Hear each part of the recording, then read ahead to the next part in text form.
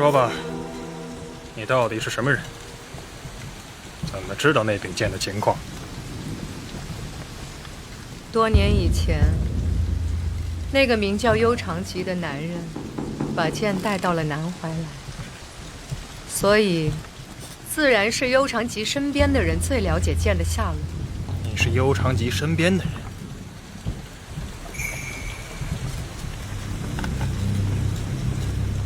我是幽长吉的妻子。你是幽长吉的妻子？这么说，你是来卖你丈夫的遗产的？还是说，你根本就是想跟我开一个天大的玩笑？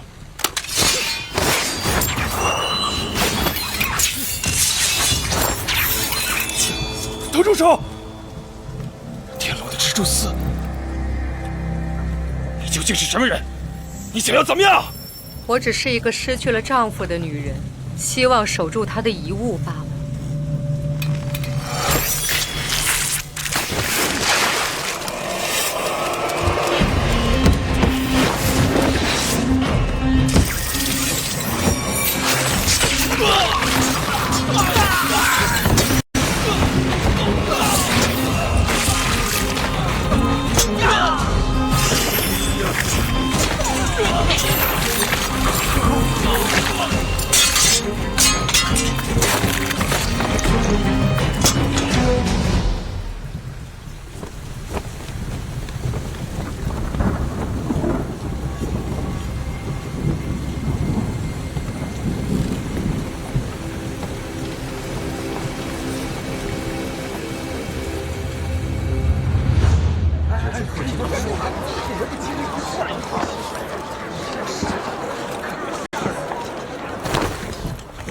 将军，尸体呢？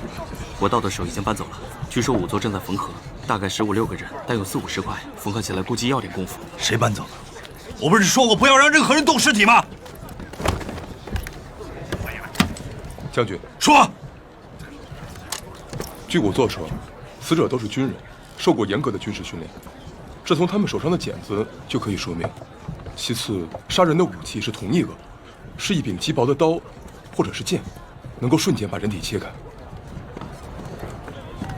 15、16个受过严格训练的人被同一人所杀，真的是挺奇怪的，就像是鬼魅在杀人。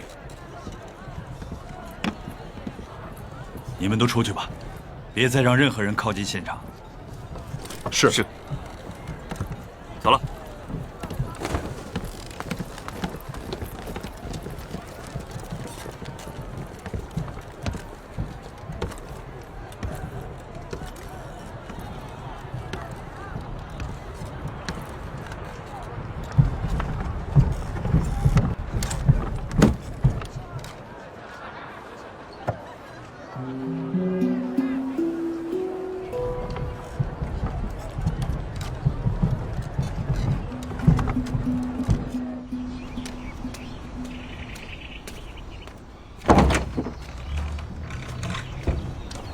有劳了。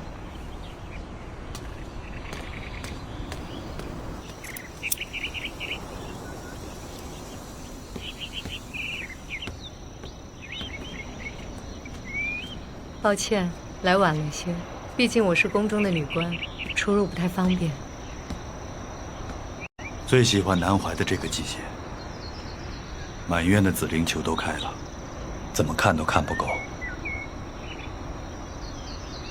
西将军叫我前来，不是来赏花吧？苏长公不喜欢吗？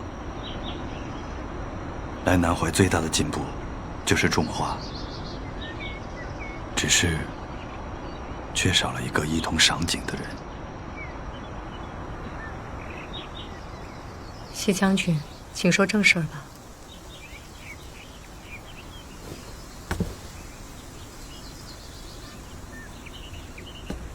前几日，城中出现一件蹊跷的案子，一群纯国来的行商被杀于鬼市，现场一片狼藉。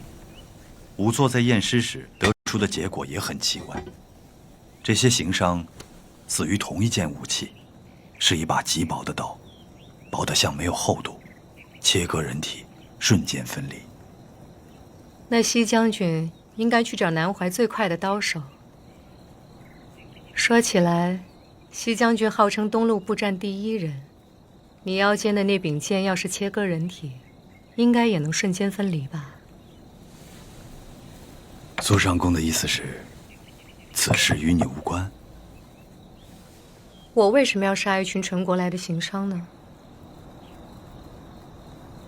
只怪你走得太急，忘了这个。如果我没猜错的话，你手上的镯子里面藏有蜘蛛丝，在必要的时候，你也可以拿出来杀我。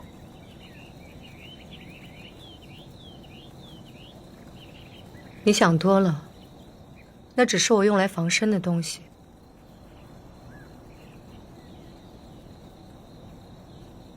那些陈国人是来拿剑的，他们不是什么商人，而是陈国的风虎铁骑。所以就要全部抹杀，倒真是蜘蛛的个性。那是我丈夫留下的东西，我不许任何人拿走它。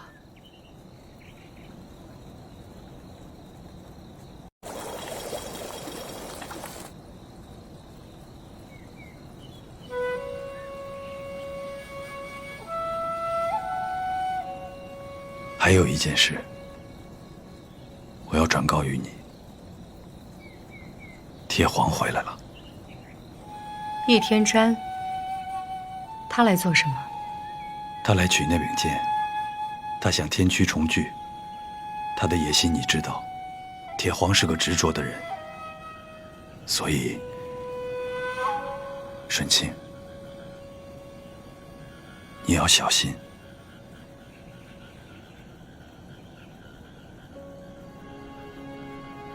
那就让他来找我，杀了我，踏着我的尸体去拿剑。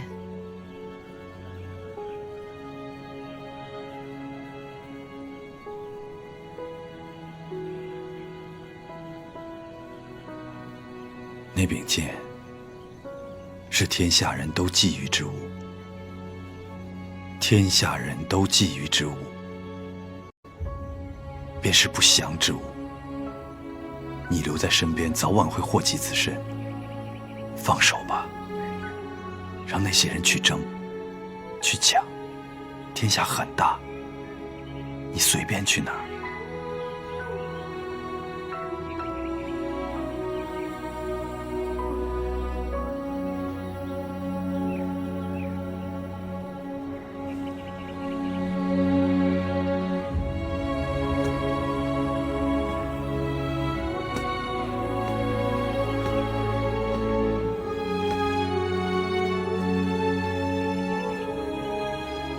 刚来南怀的时候，我还是个孩子，心里不记挂着谁，所以天大地大，我想去哪里就去哪里。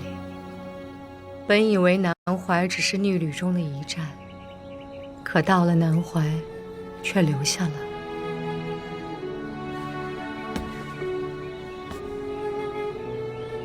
这座城是我的牢笼。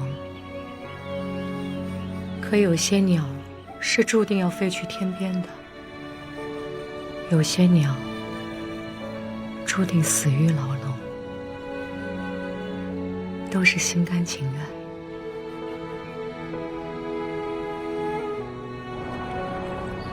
国主，这是西将军送来的今年济公玉录取新生的名册。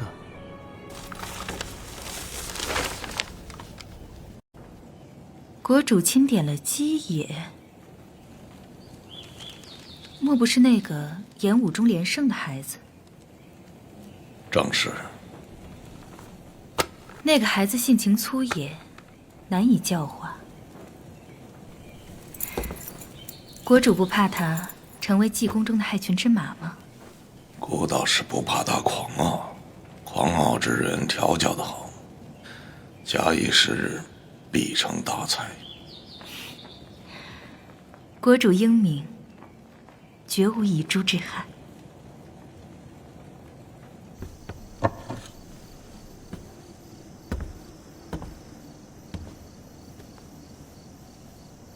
我在庆阳的老师说，刀术就是杀人术。那这济公是教我杀人的地方吗？世子这话严重了，不过倒也没什么大错。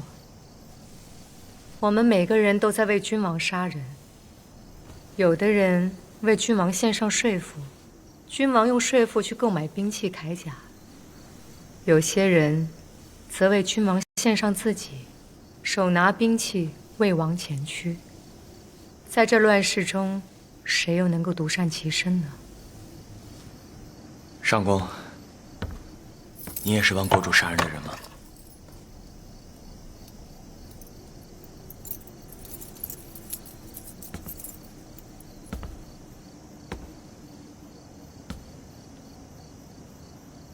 世子怕不怕我？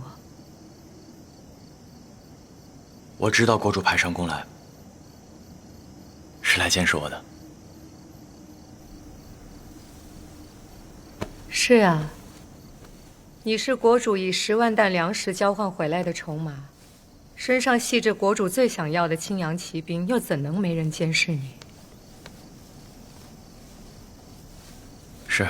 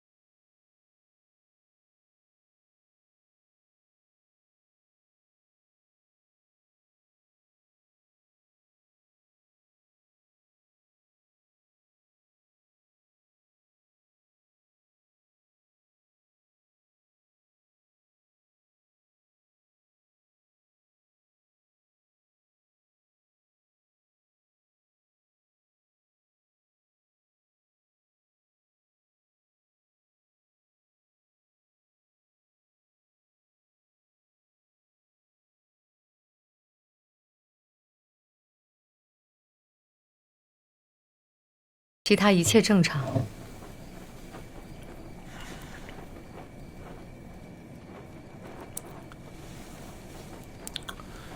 和羽人走得近，倒是好事。若他们单独出宫，不必阻拦，小心他的安全就是。臣女明白。这济公入学之事呢？他有如何的看法？臣女今日已与世子解释过进入济公学习的要义，还请国主放心。他若能安心入学，自然是好事。只是他的身体和心智还是柔弱了些。世子虽然心智柔弱，但十分重情重义。他身体不甚健壮，却不屈于武力，对宫中诸人更是亲善友好。这点倒是与其他青阳人颇为不同。你与他朝夕相处，一定要让他知道，夏堂是他唯一的依靠。世子内心极为明敏，虽然善良纯真，但却有他自己的判断。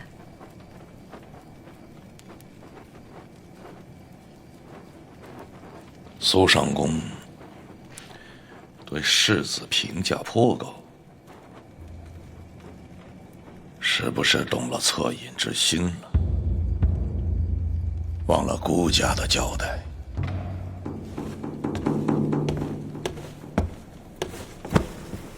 臣女不敢。苏尚公，顾家还是那句话，做他在下堂最可以信任的人。只是你不要忘记了自己，下堂不仅是培养了百里隐，对你也不薄。不要让顾家失望。臣女谨记。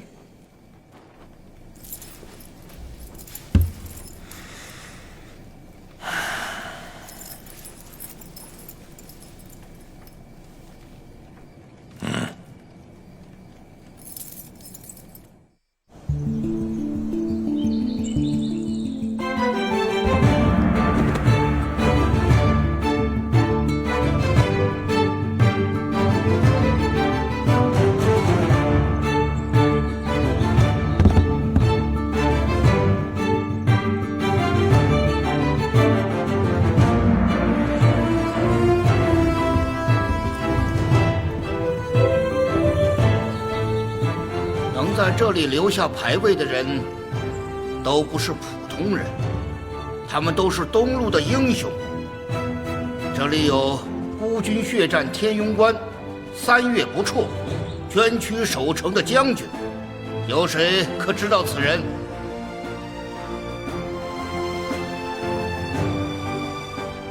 我知道，夫子，此人是李陵新将军。你想要太平，最好的方式就是杀了你所有的对手，这是他的名言。李世子，李陵新将军是当年追随封炎皇帝征战北路的重要将领，萧关一役，800铁枪阵震撼青阳5万骑兵啊，大破敌军于居庸关，你听说过吗？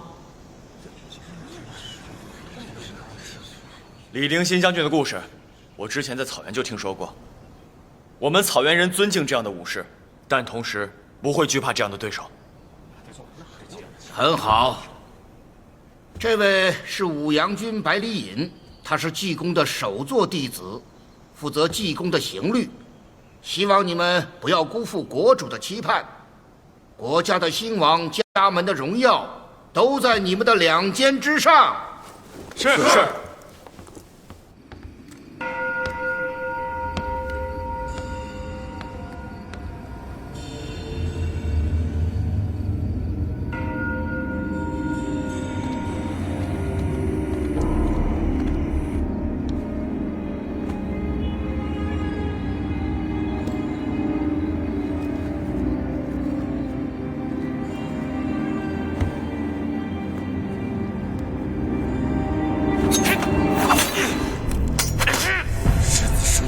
灾星，所有人都盼着你死。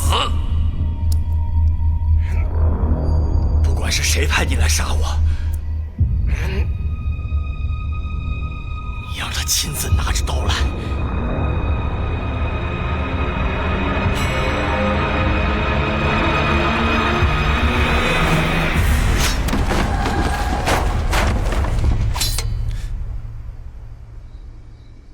我以为你不怕死呢。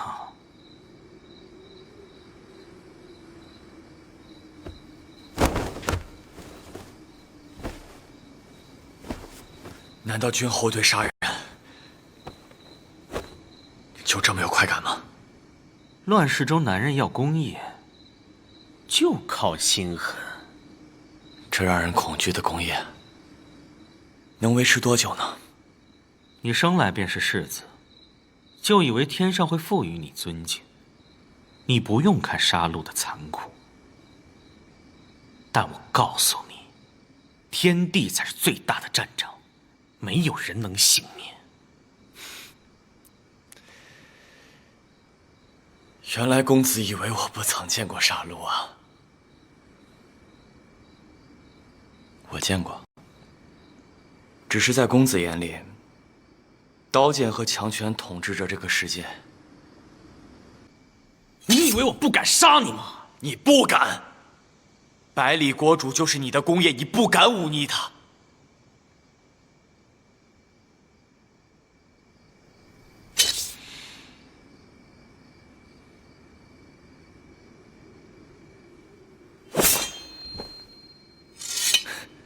你看，你的功业让你既残暴又怯懦。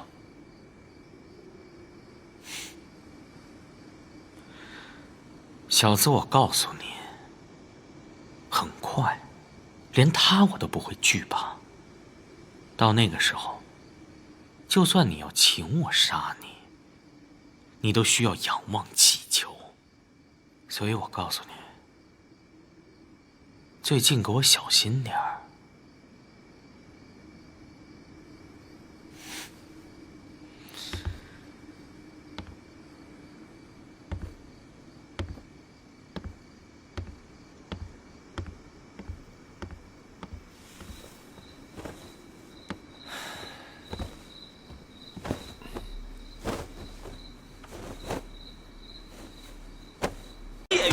铁剑，长鞭跨马称王。好！上回书说到蔷薇帝经越皖州，坐山观虎，斩平山君罗子寿，占领平国。玉安，这是什么？哎呀，这是说演义，这可比看书有趣多了。来一次下堂没听过这个，那你就是白来了。你今天可听仔细了，今天说的是蔷薇百战录最精彩的那部分，阳关一战。你要是把这个错过了，那得等半年呢。统帅大军直逼阳关城下，时至深秋，万里凋敝，大军皆服赤色。蔷薇皇帝，蔷薇皇帝是谁啊？我知道，你知道什么呀？听你说，听人家说，军中有一乘红脸，帘幕低垂，在蔷薇公主驾下。这阳关是帝都的屏障，破了阳关，便可直取帝都。此时，蔷薇皇帝喜欢的蔷薇公主就要死了。他和她从小就是最好的朋友，他最大的心愿就是看着她登上太清河，当上皇帝。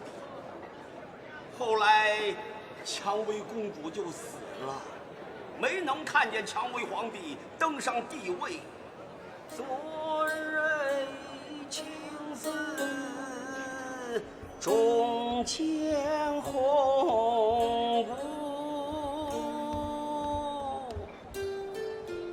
月色晚来哭，调唱香火舞，悲喜总泪。是人间白发简单成灰，轻舞潇潇也。现今是秋风悲回，莫问从头，英雄总无路，天下千年久。我见此一愁。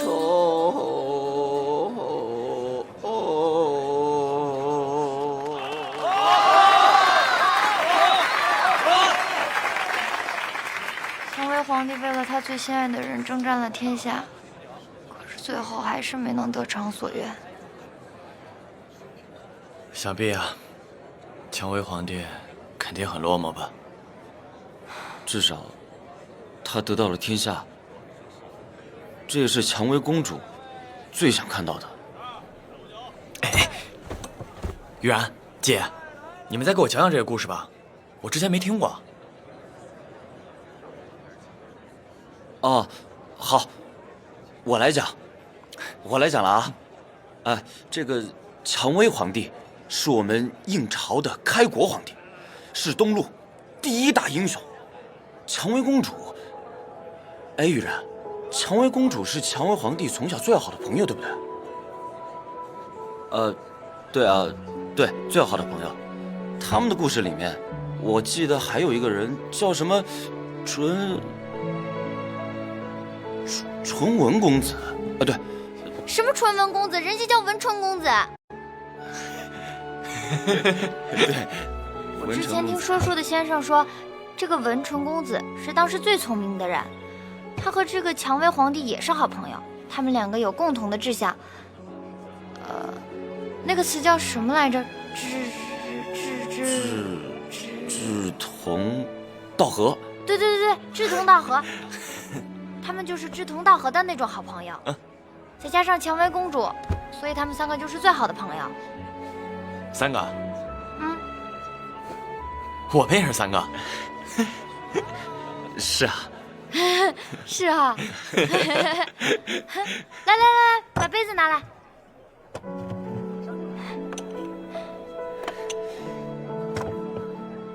我们也要像他们一样，一直做好朋友。好，对，永远做好朋友。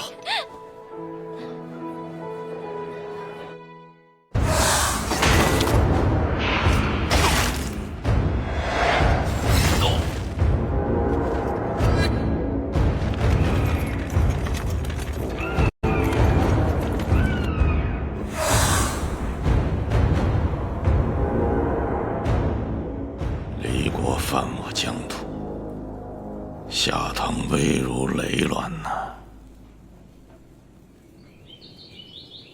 依妾愚见，骆子嫣所提议和之案，倒不失为一个解决问题的好方法。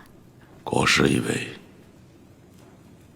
离国是真心想要跟我们议和吗？妾看来，离国只是想求得暂时的和平，以备更大的军事方案。只是我们付出的代价确实昂贵了一些。下堂富甲东路，却始终没有一支能够跟诸国抗衡的劲旅，屡屡受制于人。这些年我都成就了什么？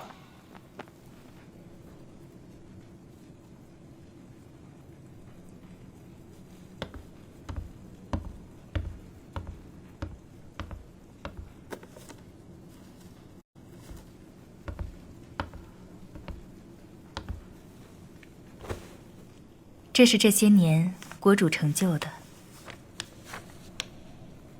一座繁华的南怀城。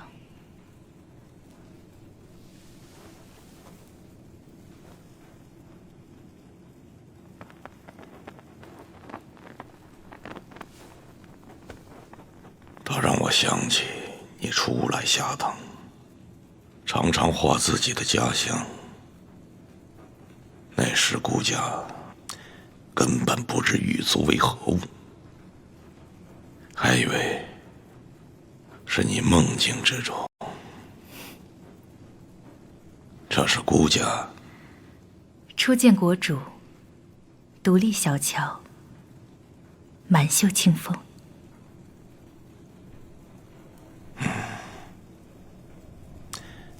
劳烦国师，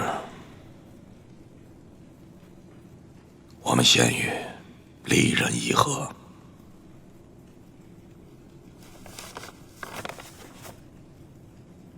好。诸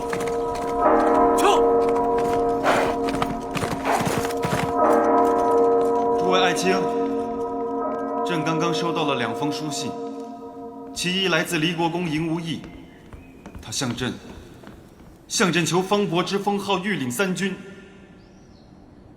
其二是前方的军报，下唐国在边境之战中溃不成军，现已向离国各让15城示好。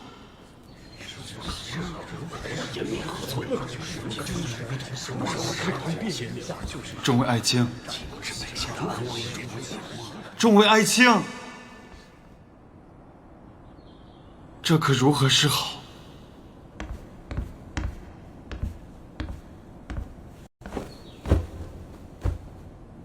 陛下，赢无益无视朝规，公然侵占下唐领土，不臣之心昭然若揭，而今又公然求方伯之号，狼子野心，其心可诛。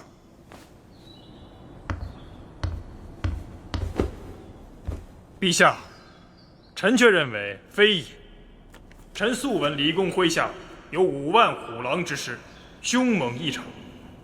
他们身着红衣亮甲，名为赤旅，而这其中又有5000精锐之轻骑兵，快如雷电，又名为雷骑。他们雷霆万钧，下唐自不可挡，损失15成，怕是下唐最少的损失了。依爱卿的意思，这离国人即便是把下唐全部侵吞了去，也合情合理了。臣不敢。臣是说，以赤旅雷骑的勇猛，抵挡下唐于股掌之间，已并非难事。不如就与他相安无事最好。那爱卿认为，这方伯是疯还是不疯啊？依臣愚见，疯。因无益已踏过下唐，直逼天启而来，来势汹汹。臣担忧，如若不疯，届时定会生灵涂炭，我等都难以安坐了。我倒是真想看那一天的到来，可爱卿你是等不到那一天了。来人！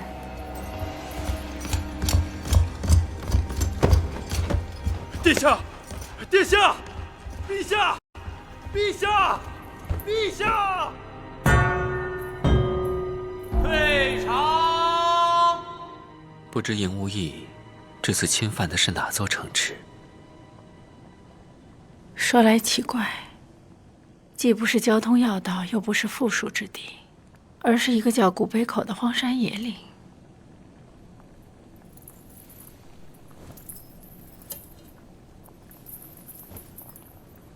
以宁卿看来，赢无益这头狮子已不在下唐，而是向帝都伸出了爪牙。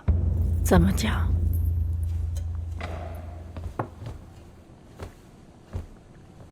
古北口现在确是荒山野岭，可是100余年前，却是通往帝都的一条商业险道。若冒险通过古北口，会比走商道快4天到达帝都，只是实在太难走，所以才被荒废了。以离国的军力，不需多久便可恢复出一条可供军马通行的道路。到时候，只要赢无益一声令下，滚滚雷旗便会出现在帝都城下。想必宁卿已经知道赢无益求赐方伯一事，你怎么看啊？恕宁卿直言，诸侯之中有不臣之心者，远不止赢无益。数百年来，皇室采用的策略是让诸侯之间相互制衡，可现在离国军力之强，已经压倒了其他诸侯。这个平衡一旦被打破，那其他诸侯的野心便会爆发。这煌煌帝都向来都会引得天下人的贪欲。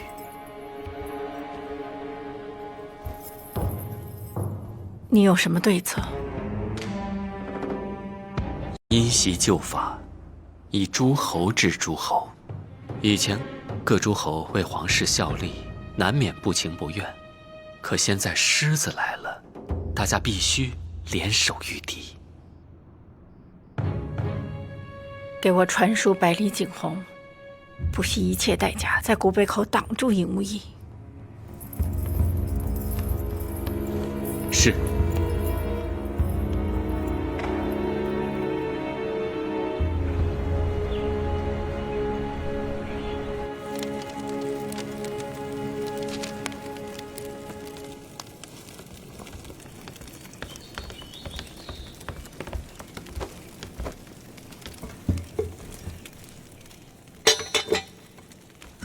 国师想必已猜到这是谁的来信了。帝都天启燕国长公主白凌波殿下。我在诸侯中能有这样的地位，全是长公主所赐。冒大不韪与青阳部结盟，也是长公主授意。长公主有命，我也不得不遵从。长公主不允议和，要求你出兵阻击营无益。自古以来，天子都是这样，要讨伐诸侯，必定其他诸侯先出兵。天子永远是高高在上，看着其他诸侯血流成河。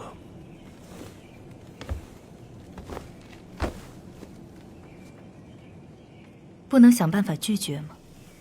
拒绝了长公主的调遣，就是拒绝了她的好意。从此往后，就再也别想得到帝都的恩宠。天下女人，有几个心胸宽广的？我拒绝她一次，她得记得10年。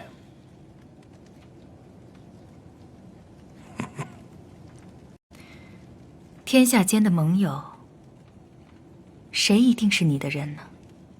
大家都有利益的交换，我也是有求于您，所以才会在这南怀城里静谧那么久。长公主那边亦然。如今营无益剑指帝都，天下震动，人人自危。谁能击败营无益，在诸侯中的地位必然会扶摇直上。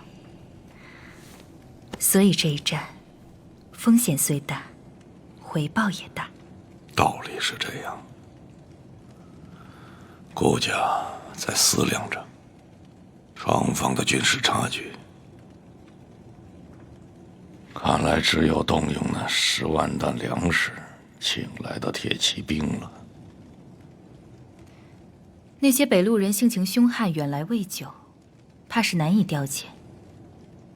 那个九王又是个心思极重的人，婚约未成，怕也是不肯出兵吧。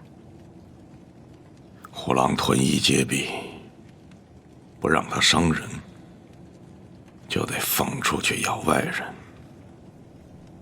九王自是不肯轻易出兵，那顾家也有对策，只要一人上的战场，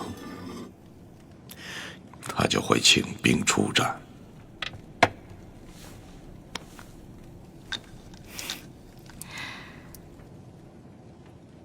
国主说的可是世子？国主思虑的清楚，处处皆无先兆。这是孤和离国抗议和了几日，便有撕毁条约。那军国大事传到万民口中，如同儿戏呀。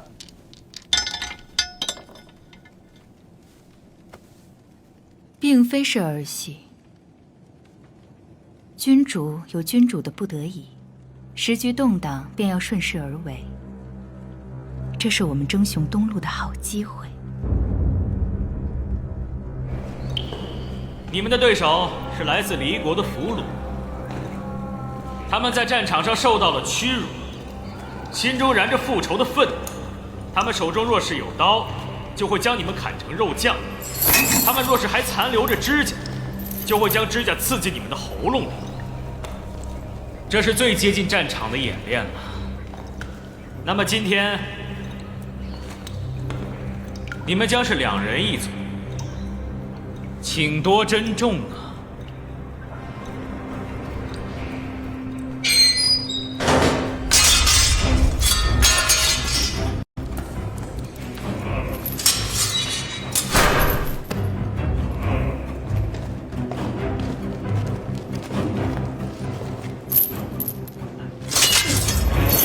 我还要提醒你们一句，不要和这些野兽在一个牢房里待的时间太久了，不然真的到了拼你死我活的那一天，可能你们的心软，就会让你们输了自己的性命。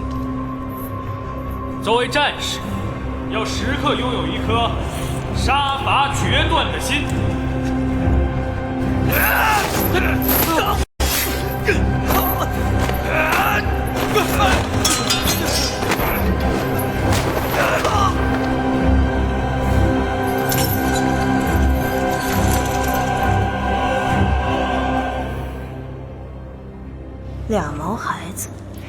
跟我在战场上见过的下堂军人一个德行，眼神软弱，就跟丧家之犬一样。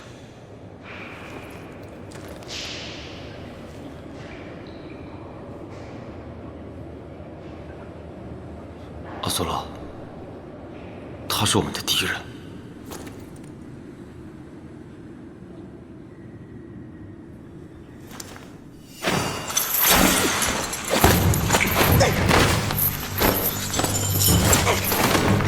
姐！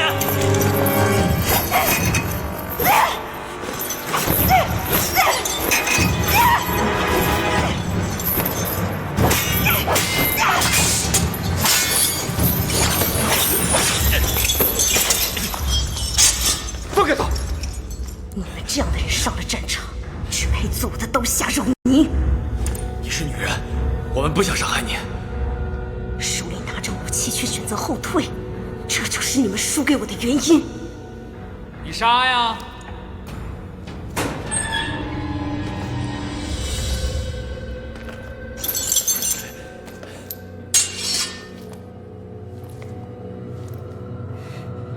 杀呀！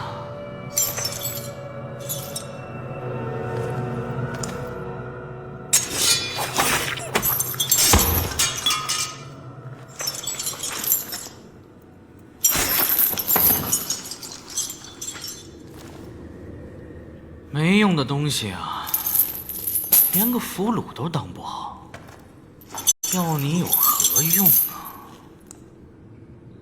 不过他有句话说的是对的，拿着武器还倒退的人，注定是失败的。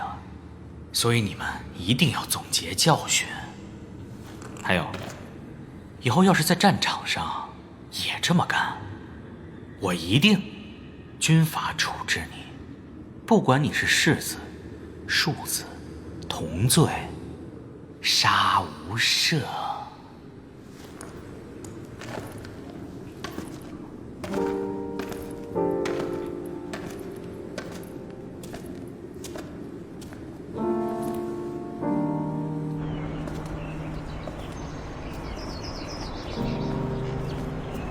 阿苏拉，你是不忍心吗？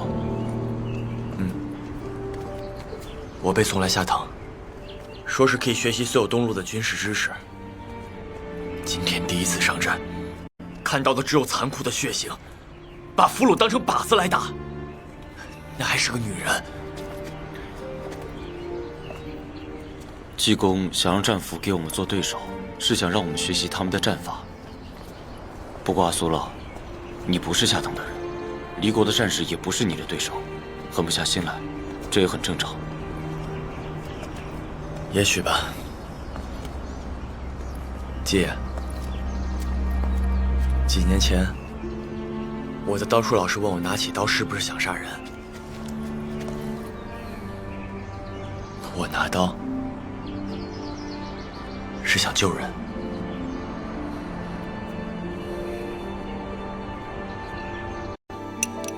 今日济公的事，我都听说了。苏上公，我想问你个问题：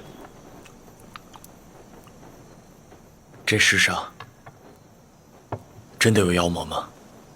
其实真正的妖魔住在人的心里，人心里的恶生出了万千的妖魔。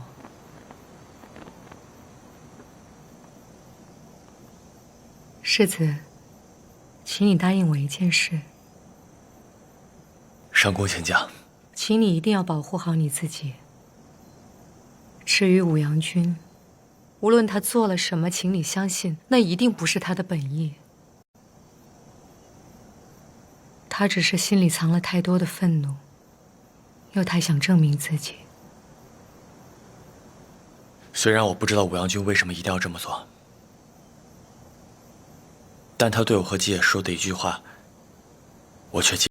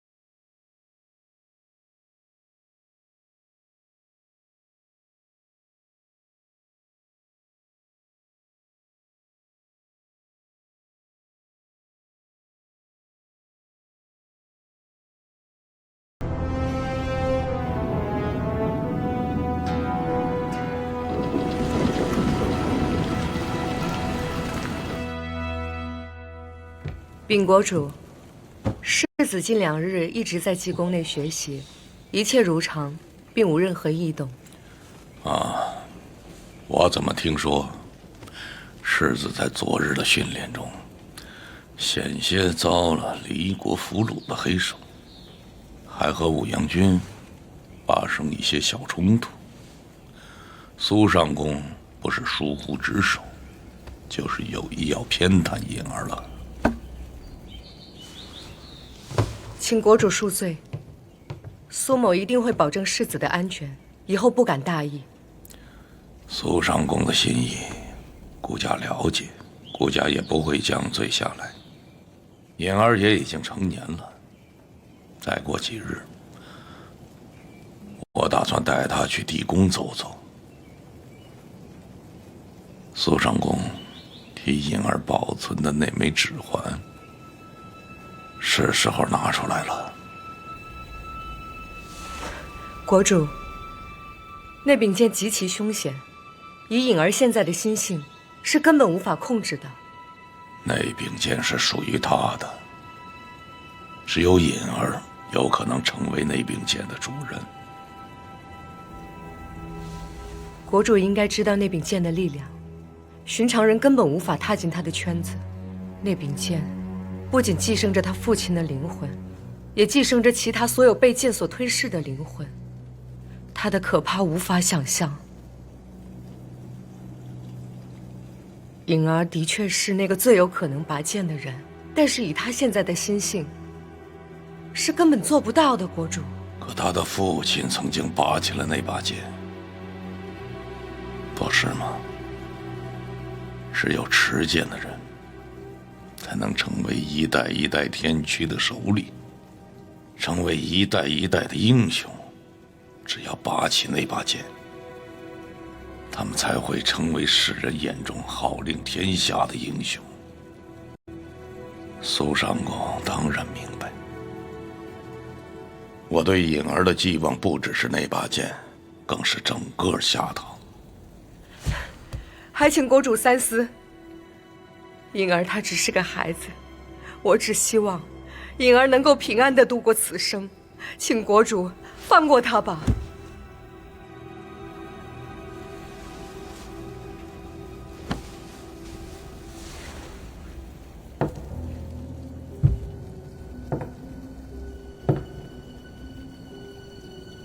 他不再是孩子了，你也不再是他的养母。从你带着他投奔顾家的那天起，他就只有一条路能走，要么成为拔剑而起的英雄，要么就像个懦夫一样的活着。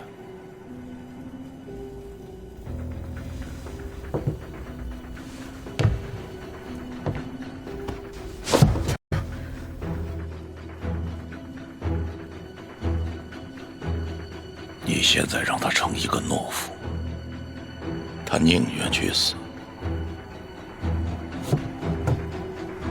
好自为之吧，去吧。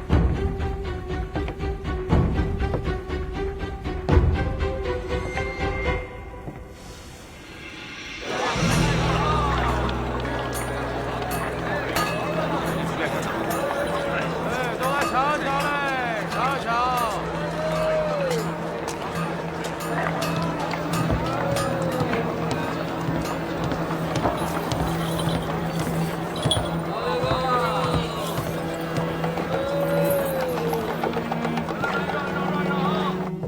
你把不干净的东西带进来了，他们不敢进来。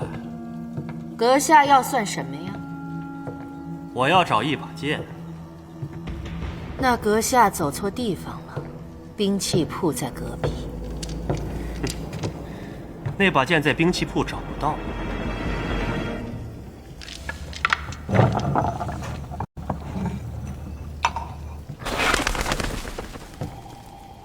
阁下要问的是一件陈年旧事，可时光太过久远，想要追溯很难。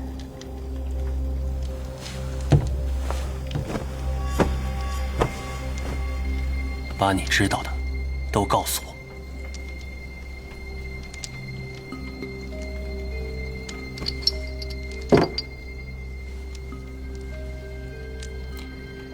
我听说有个名叫幽长吉的年轻人，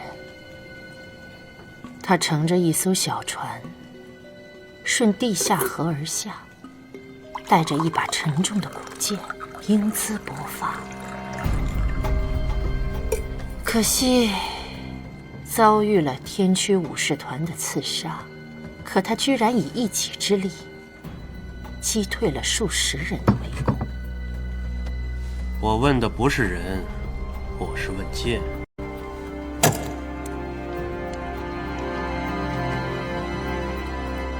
我并不知道剑的下落，可或许有别的人会知道。月圆之夜，阁下带着足够的钱，再来吧。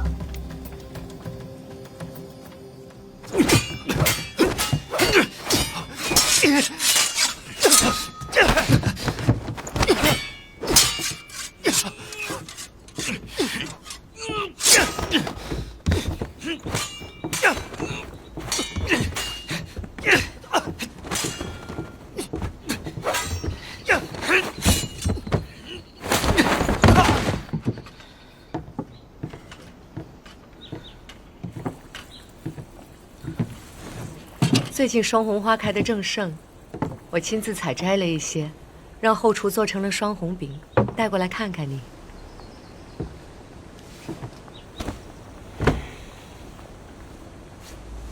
记得当年我带着你从晋北一路乘船下了南怀，这一路上你都很警觉。可到了南怀就好了，因为那里的特产有你最爱的酥皮点心。尤其是这花瓣做馅的双红饼，你每天都要吃上一块。苏上公，我已经不是小孩子了，不用每天吃点糕点才能入睡。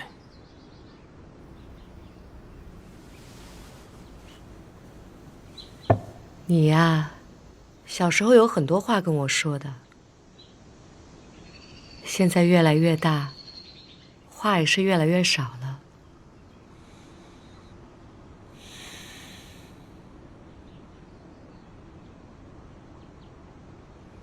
那我先回去了。苏上公，我有件事想问你啊。我父亲到底是怎么死的？蔷薇公主最大的愿望就是看蔷薇皇帝登基，于是蔷薇皇帝不顾一切代价强攻上阳关。看来喜欢一个人就在做他喜欢的事情。你喜欢这本书啊？雨然，哎，你来了。我前2天听说书人讲蔷薇皇帝的故事，我好喜欢。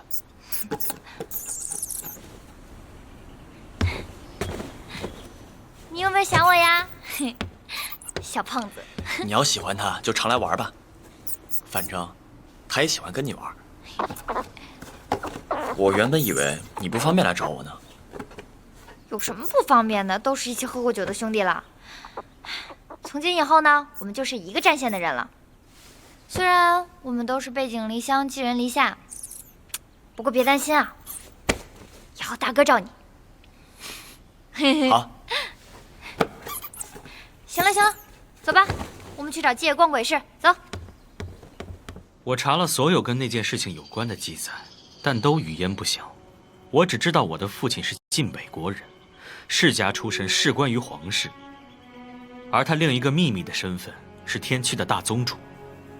有一天，他突然离开了帝都，带着天驱的圣武苍云谷尺剑来到了南怀，但却被不明身份的人给杀了。事实也确实如此。杀他的到底是什么人？颖儿，你问的问题，有些我知道，有些我不知道。有人觉得他是罪人，但其实他问心无愧。当年全天下的人都想要杀他，一路上他遭遇了无数次的伏击，可至于最后谁得手，到今日仍然是一个悬案。国主说是陈月的人杀了我的父亲，你怎么看呢？这未必是真的。陈月固然是你父亲的敌人，但你父亲的敌人却远不止于陈月。国主希望你对陈月怀恨，这样你就会想要继承你父亲的剑。天驱的力量至今仍然潜伏在东陆各地，国主想要天驱为他所用。他是个有野心的人，我们每个人都是他的棋子。你、我、青阳世子，乃至于国师都不例外。你是说国主只是利用我拔剑吗？你是最有希望成为剑主的人。苏省公，你既然知道国主只是利用我当个棋子，那你为什么还要带我来下堂？当年你尚且年幼，你父亲的敌人遍布东陆各地，没有一国之力，如何保护你？难道你苏省公不是国主的马前走狗吗？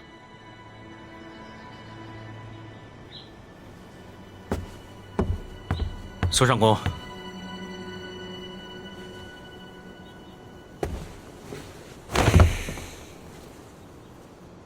当我遇见你的时候，你才16岁。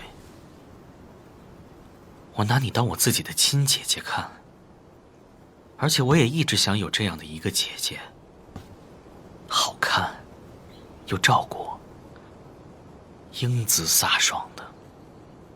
但我现在觉得呀，是很多人一起杀了我的父亲。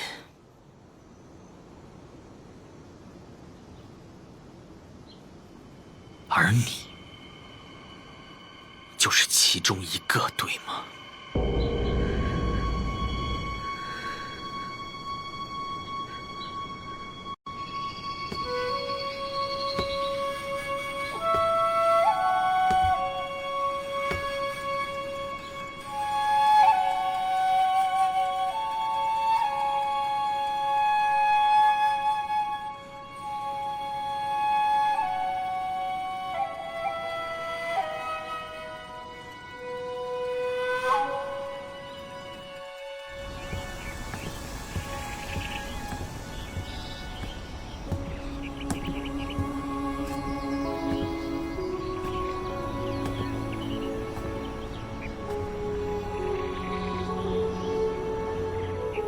你很喜欢看鱼。我只是在想，我们是不是也像这池中的鱼，以为自己游在大海里，可其实只是别人替他挖下的池塘。你在想，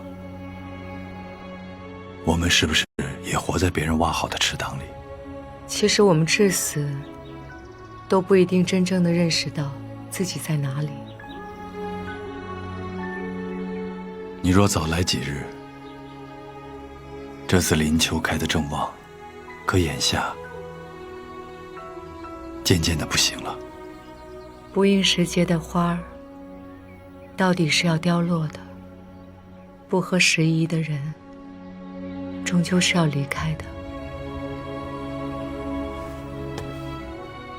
国主已经找过我了，他想让颖儿去地宫拔剑。意料之中的是，国主等了那么久，就是为了这一刻。顺清，离开吧。离开？我不会离开，就像西将军守护着这些花儿一样，我也有我要守护的东西。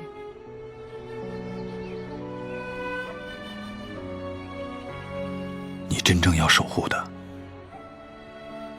并不是那柄剑，而是那个人。你不是一个天驱，守护那柄剑的责任不应该落在你的肩上。可是能守护那柄剑的人已经被杀掉了。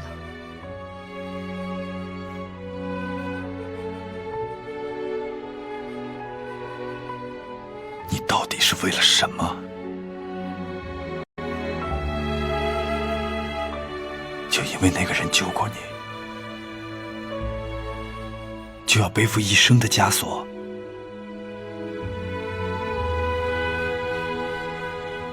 这天底下，每个人都有他的牢笼。那把剑，就是我的牢笼。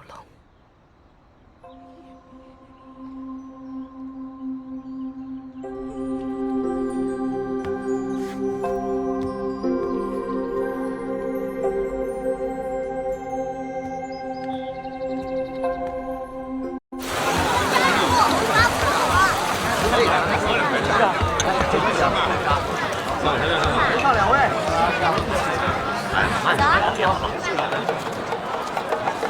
看那个龙。